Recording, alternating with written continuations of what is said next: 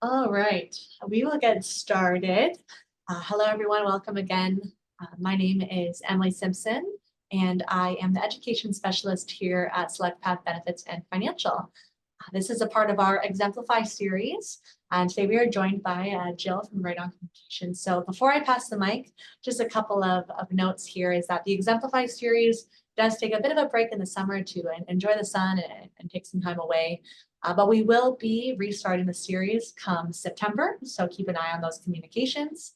Otherwise, today, we are very excited to hear about the art of difficult conversations. So Jill today is going to really give us a fresh perspective on handling difficult conversations, both at home and in the workplace. So thank you, Jill, for joining us, and I'll pass the mic to you. Thank you so much for that nice introduction, Emily. I appreciate everyone being here and sharing time together. It seems especially important in these days with some sort of more divisiveness in society. And, if we can sort of add to some of the peace in the world and feeling of knowing ways that we can get along better, I think this is time well spent. So I appreciate you joining me here today. A little bit about me and why you would bother to listen to me about this subject is I have worked in publishing for over 35 years, and the last 14 also having my company Right On Communications. And in both of those environments, PR, especially in publishing magazines and newspapers, I've had more than my fair share of chances to have difficult conversations. Those are sometimes not fostering environments. And as I started working with clients, I saw the need for some better tools to help people work through difficult conversations. And one of the things that you should know about me and my communication style is that if we're not laughing, we're not learning. So I do think that a good chuckle is a good way to bring things home and keep everyone on track. So there will be a few bits of humor injected here and there.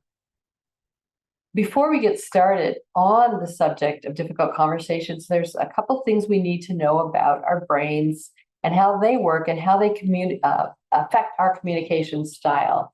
And if you feel like you're an extrovert and have ever heard yourself described as a chatty Cathy, someone who's always running off at the mouth, someone who's jumping into conversations all the time, those aren't really flattering descriptions. On the other hand, introverts might have, if you feel that you're introverted, you might have heard yourself described as someone who's shy, quiet, withdrawn, someone who doesn't have much to say or add to the conversation. Also not really flattering. But I want us to all take a step back, take a deep breath and realize it's not us, it's our brains and the way they process information. It's not our fault.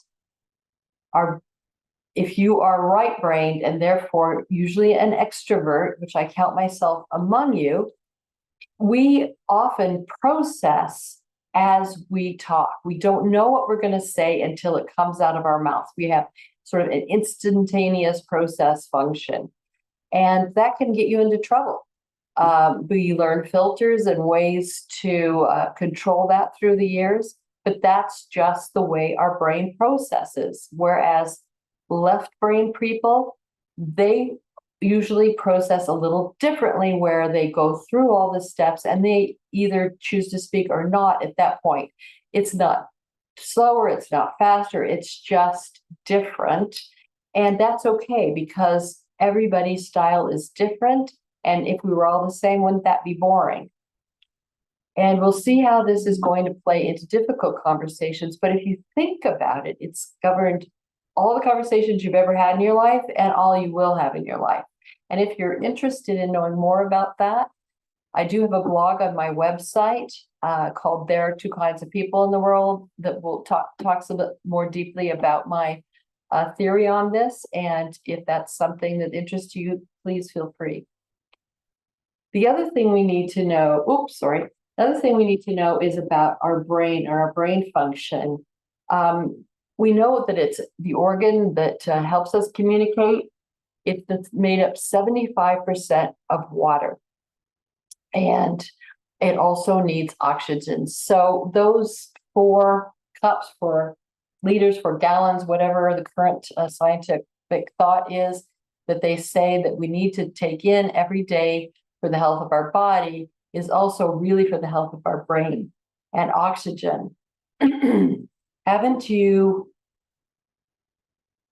had the situation where you're working at your desk very intently, maybe working to deadline, or you're concentrating and you're driving, and you realize that you feel a little short of breath and you need to take a deep breath? That's not that you aren't breathing, but you're breathing shallowly. If you weren't breathing, your car drive would go very differently.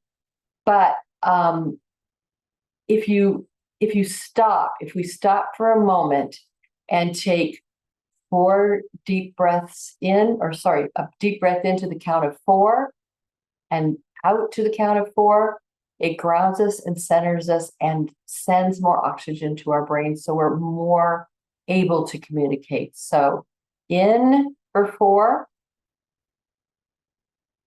out for 4 through the nose. One more.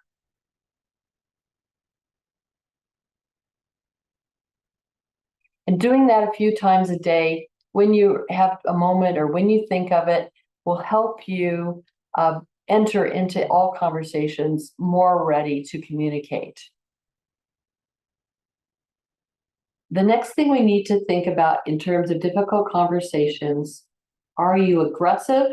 Is that your style of attack or dealing with difficult conversations? Are you mostly looking to achieve your own goals and more concerned about your outcome than the other person in the conversation? Or are you assertive? Do you look for a win-win? Assertive people have learned to stand up in their own power and speak their truth, and in a way that is not so perceived as threatening to the other person. I do see someone in the chat, and I wanted to say at the beginning that I do welcome your questions as we go along. So Emily's going to monitor the chat, and when it's appropriate, she can interrupt and ask a question. If we start running into time issues, she may save those for the end. But if you have questions as we go along, I do welcome you to put those in the chat. So meanwhile, back at the ranch, assertive people communicate in a way that leads to a win-win. There is a third person, and you might see yourself in this description as being conflict avoidant, the type of personality who avoids conflict at all costs. Often we describe these folks as people pleasers.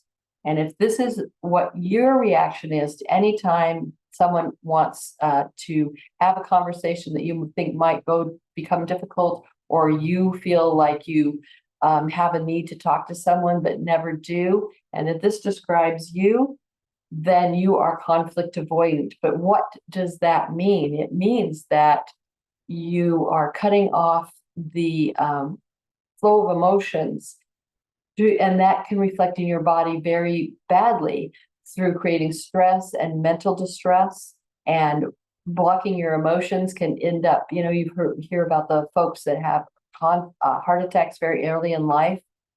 That can be a result. So we don't want to be overly aggressive.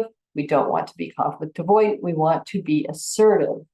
And so today I'm going to talk about some techniques that will help us get there.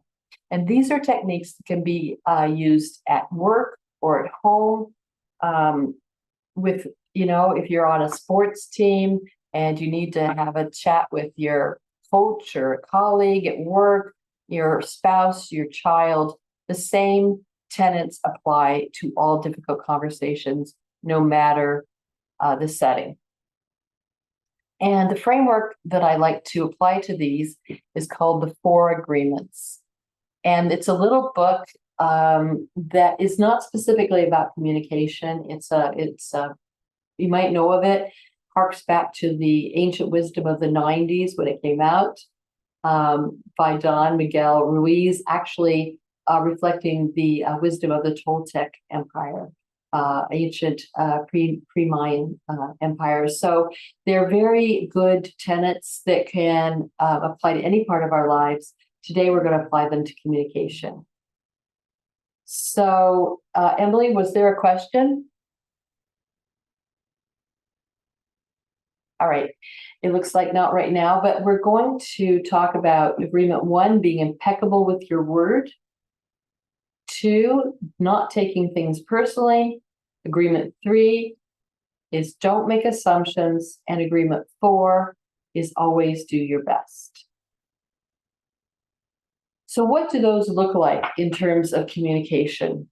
Being impeccable with your word, agreement 1, means mean what you say and say what you mean. Don't obfuscate. Don't talk around a subject. Very often we're afraid to directly address something. So we say something like, well, I wish everybody in the office could make sure that their coffee cups are cleaned and not left in the sink because, it brings germs into our environment.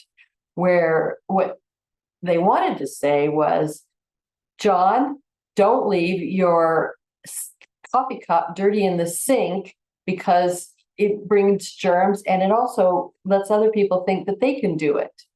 So sometimes talking around and trying to be a little bit too diplomatic is not being impeccable with your word, specifically meaning what you say and saying what you mean.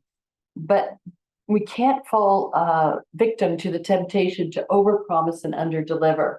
It's not, I think under pressure, sometimes we might feel like saying to a client, oh, you know what, I think we can have that there for you on Tuesday, when you don't know if your supplier can get it to you by Monday so you can get it to them for Tuesday.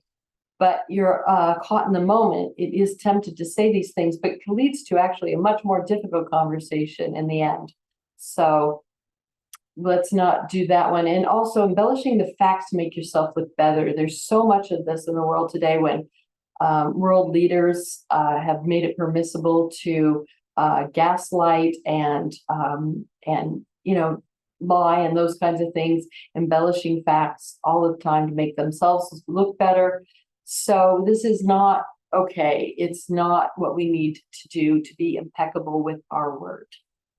Agreement 2, don't take anything personally. And this is usually the hardest part of anything, because, what could it be except for personal, especially if you're two people in a conversation and you're not the one talking, it's very hard not to take that personally. But what we have to remember is that often it's about them and their take on things, what their background is, and not really what they think maybe you're doing that's leading to needing the conversation. For instance, if someone is triggered by dirty dishes being left in the sink because that's what's happening at home, and they just feel like if it's too much and they lash out.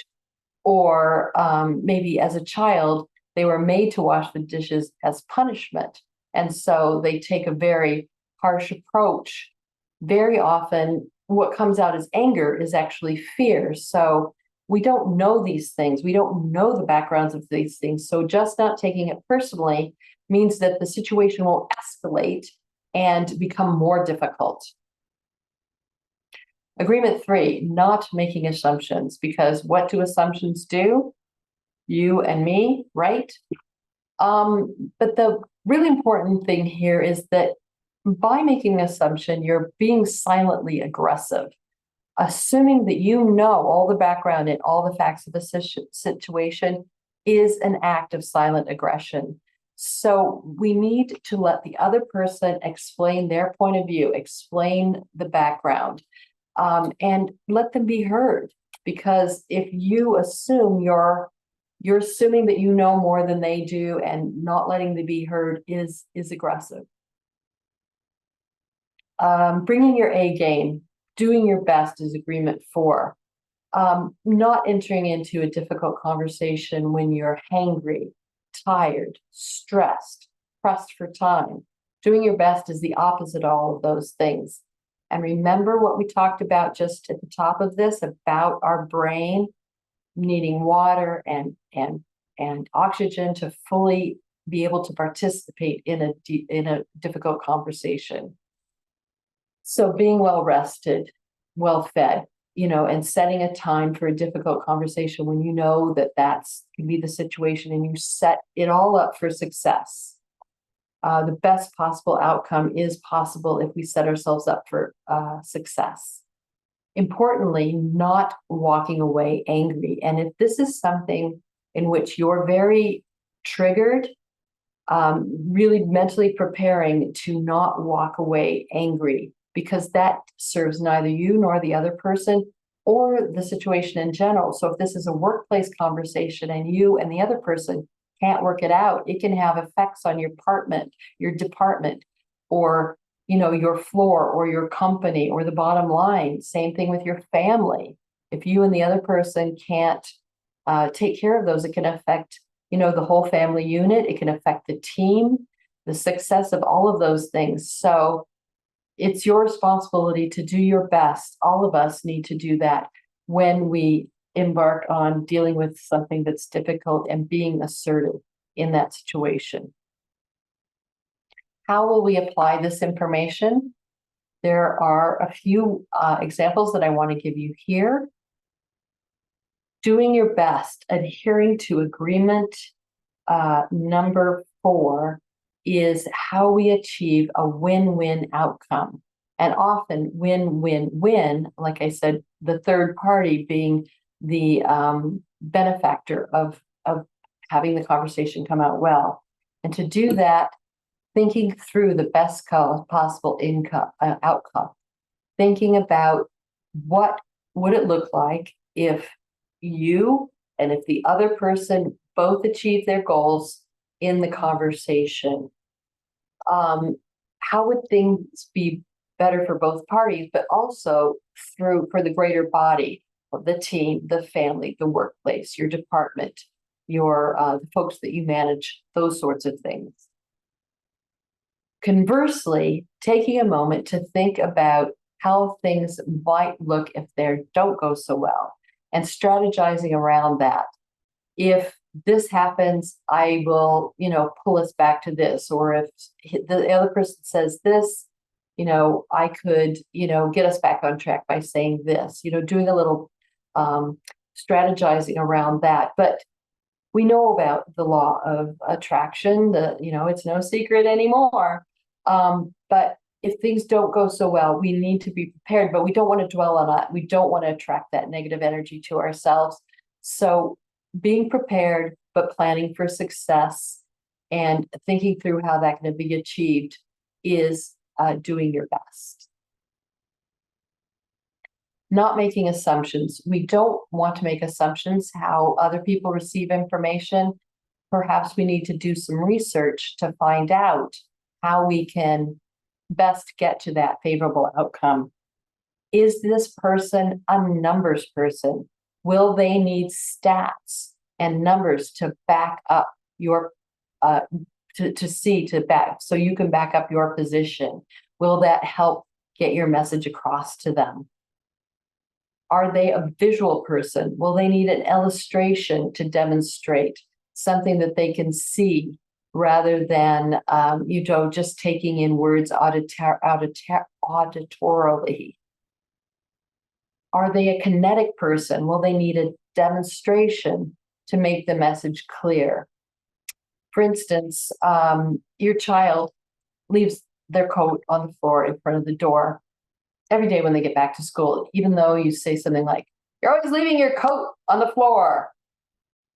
Demonstrating perhaps not just what you want, that's pretty straightforward, but perhaps demonstrating for them why it's important for the safety of others. Somebody won't trip over it when they come in the door, or that if there were a fire or something and everyone needed to leave the home, everybody, if everybody left their coats there, or even one coat, we wouldn't be able to get out the door, and demonstrating for that might be the kind of thing they need. If they're a kinetic person, sometimes doing something helps them receive the message, whether you're not looking face to face. For instance, an acquaintance at an event that I was at we were talking and she said that she liked doing dishes. And I couldn't imagine, why would she like doing dishes? She likes doing the dishes because when she does them with her daughter, who I think at the time was sort of a preteen, they would have a conversation. She would hear much more about how things were going when they were doing something together than when they were sort of, having a face-to-face conversation or the toss up. How did your day go? Fine. Doing something kinetic and can help people process rather than just, it being an auditory experience through any of these means. Agreement number 3, I'm sorry, I'm working backwards, 2, not taking things personally, means not letting yourself succumb to stress, not feeling like, getting that overloaded feeling like your brain is about to explode. Keeping everything on an even tone and an even keel as much as possible. And knowing when to say when. It's not always possible to reach an outcome, but as I said, you do not want to walk away, feel overloaded and walk away from the situation. Not doing your best and not taking things personally is the best way to get there. So when you're in a situation that a difficult conversation is going to happen, just doing what you need to do, breathing, visualizing, staying calm and not stressing out and taking things personally is going to be one of your keys to being able to achieve a good outcome. And being impeccable with your word. Agreement 1. When I work with clients, I try to put things into a formula because for most people, words can be very overwhelming. They can, be thinking, I should say this, I should say that, I should, I got to make sure this is included, and it can be overwhelming. So if we can put things into formulas where it's very laid out, then the conversation tends not to stray.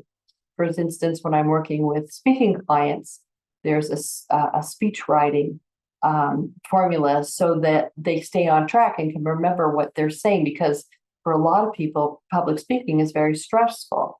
Likewise, if you have to deliver news, it's good to have a formula so that you make sure that you stay on track and don't get off track, and things just can go awry. So my formula, what I recommend is start by appreciating being asked. That is always a nice way to start a conversation that could be difficult because you are going to give someone bad news. In this case, you've been asked to organize a committee for the company picnic, and you either don't have time, you don't want to, you don't feel that's in your wheelhouse, maybe you've done it too many times, that kind of thing. So, but starting by appreciating being asked is a great opener. Thanks for thinking of me. It shows that you think I'm organized. And knowing why the other person asked you, because you have more knowledge, or you are more organized, or you have an overview of the situation, that kind of thing. Acknowledging that imprints on them that you are aware of your skills and that you're not turning it down because you don't think you're not worthy. Because again, that's not being assertive. We want to be assertive in a positive way. But just because you're doing something positive that time, you don't want it to seem like you're not giving a direct answer, because that, will just lead to a ring around the rosy type of conversation. So saying it straight is being impeccable with your word. I'm sorry that I won't be able to coordinate the social committee for the company picnic. It leaves no bones, no doubt that you won't be doing this. You're not obfuscating, you're not talking around to make yourself more comfortable, to paint yourself in a better light. You're just being direct.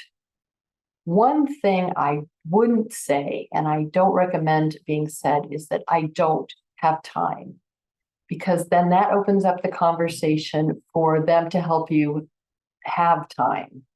For instance, if it's something your boss has asked you to do, then you say you don't have time, then, all of a sudden, they're saying, oh, you know what, I can help. I'll push the deadline for that report that you're on, that the reason you don't have time. Or if it's a coworker, oh, I'll take a couple of your duties because you don't have time. So that leads to, again, to a conversation that isn't definitive. So I'm sorry that I won't be able to. You can say, I don't want to do it. That's fine. I think that might be a little too aggressive in your language, and not make you seem like a team player at work, at home, within the hockey team. But I won't be able to leaves no doubt, but is still a respectful form of assertive language. Offering a solution, though, helps the person, because they wouldn't have asked you if they didn't need you to do it. So offering a solution, again, makes you a team player, shows that you're a thoughtful person, and shows that you have leadership abilities, that, will look good on you, no matter if you're asked to do something again, or when, it's time to, do a performance review, that kind of thing. So offering a solution, you're part of the solution, you're not part of the problem.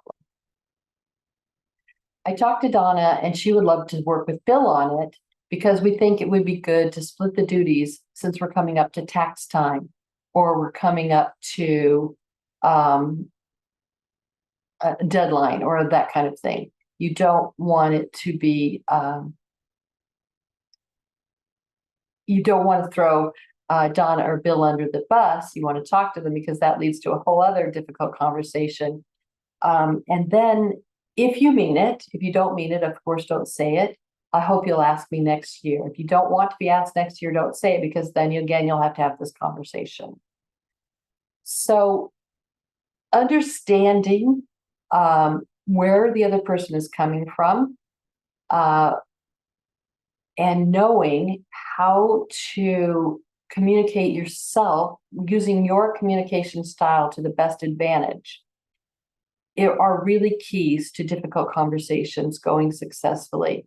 I was talking to a group of CIBC financial advisors across Ontario a couple of years ago, when the economy started to, recede a little bit. And they were having lots of difficult conversations with their clients about the performance of the market. And sometimes people share things in this situation, sometimes they don't. So knowing that, or not taking things personally, because a client might be looking at retirement, or maybe a family member just got a bad diagnosis or something, and they're really going to have need of that money. So if they come across very aggressively toward you, and then not taking things personally, is going to be important. But speaking impeccably, doing your best, and not making assumptions will lead to a good outcome most of the time. But if you cannot reach an agreement in a difficult conversation, there's this old standby. I appreciate spending time with you. I appreciate your attention.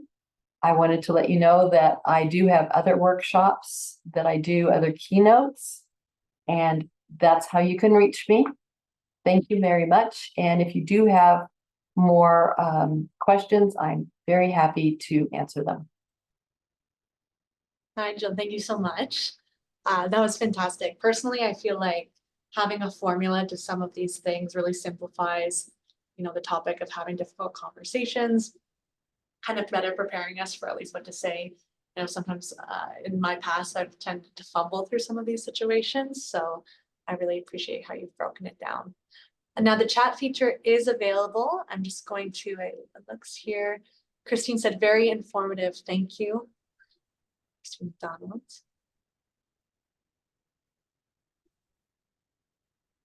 All right, and as mentioned, there are other webinars available, other speaking events available. I'll have a couple more minutes in case anyone's typing out an answer here or questions for you. I liked your comment about formulas because, Emily, I appreciate that. It's, I think one of the tools that we don't do is, often enough, is sometimes when someone approaches us to have that difficult conversation, if we're not prepared, we haven't had a chance to think it through. So, taking a moment, taking a beat and thinking about, framing our own position in the positive way, that still achieves our outcomes is really a key. Oh, absolutely. Absolutely. I feel like I'm definitely a victim to the whole thinking about a conversation a day or two later and like, oh, I should have said it like that, or I should have said this, or made sure to include that. So maybe breaking it down, I feel like would give me a better chance at least of maybe not doing that. Absolutely. All right, well, thank you so much, Jill. For everyone who participated, there will be a recording. Jeff, our marketing communications manager will be distributing that, as well as Jill's contact information for those who would like to connect with her afterwards. I'd like to thank you all for attending, and again, keep an eye out for those invites coming September 2024. Thank you, Jill. Thank you so much.